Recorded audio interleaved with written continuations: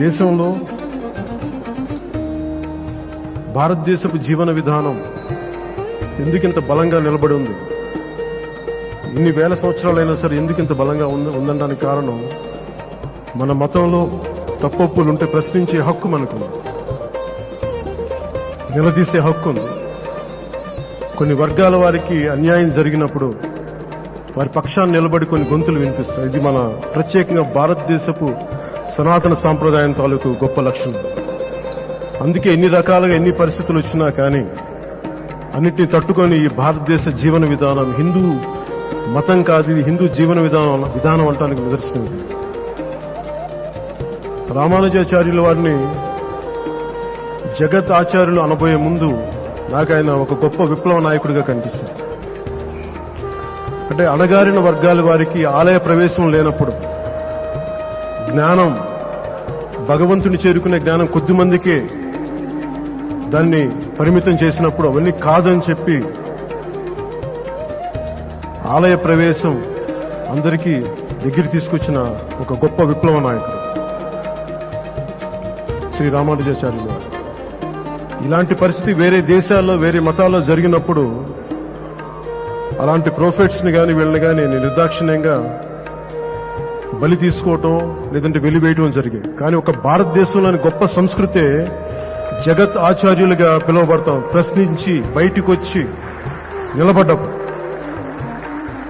అలాంటి ఆచార్యులు వారి గురించి ఎక్కడో పుస్తకాలు చదువుకునే వారికి తెలుసు, లేదంటే ముఖ్యంగా వైష్ణవ సాంప్రదాయంలో ఉండేవారికి ఒక గుండెల్లో పెట్టుకునే రామానుజాచార్యులు వారు ఈ రోజున భారతదేశం అంతా తెలిసేలాగా 216 అడుగుల పైచులకు ఈ విగ్రహం జస్ట్ విగ్రహం కాదు, అది సమతామూర్తి. ఈ దేశం అన్ని ప్రాంతాలు, అన్ని భాషలు, విభిన్న సాంప్రదాయాలు, విభిన్న సంస్కృతులకి సంకేతంగా, ఆ సమతికి సంకేతంగా నిదర్శనంగా ఈ సమతామూర్తిని శ్రీ రామానుజాచార్యుల వారిని ఇక్కడ నెలకొల్పడానికి మూలకారకులైన శ్రీ రిదండి చిన్నజీయర్ స్వామి వారి మహాసంకల్పం వల్ల ఇది జరిగింది. ఆయన లాంటి మహానుభావుని సంకల్పించకపోతే భావితరాలకు ఇవ్వగలిగేది డబ్బులు ఇవ్వలేము, జ్ఞానం ఒక్కటే భావితరాలను బతికిస్తుంది. మన చరిత్రలో మహానుభావులు ఎంతమంది వచ్చారో వారి చరిత్ర మనకు తెలిస్తేనే మనం ఏమి పాటించాలి, దేనికి నిలబడాలో తెలుస్తుంది. అలాంటి ఒక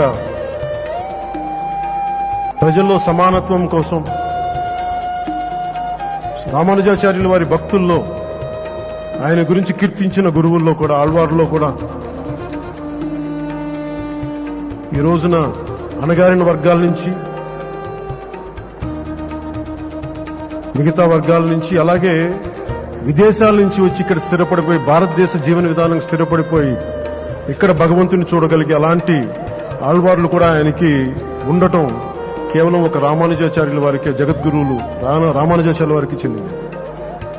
అలాంటి విగ్రహానికి వారి గుర్తుగా 216 అడుగుల ఈ విగ్రహం ఇక్కడ స్థాపించడంతో పాటు ఒక 108 దేవాలయాలు భారతదేశంలో ఉన్న అన్నింటినీ చిన్న నమూనాలు ఇక్కడ పెట్టడం కూడా ఆ అరుదైన అవకాశాన్ని ఇక్కడ తీసుకురావటం, ఇది ఒక హైదరాబాద్కి సరికొత్త భాగ్యనగరానికి ఒక సరికొత్త గుర్తుగా, సరికొత్త చిహ్నంగా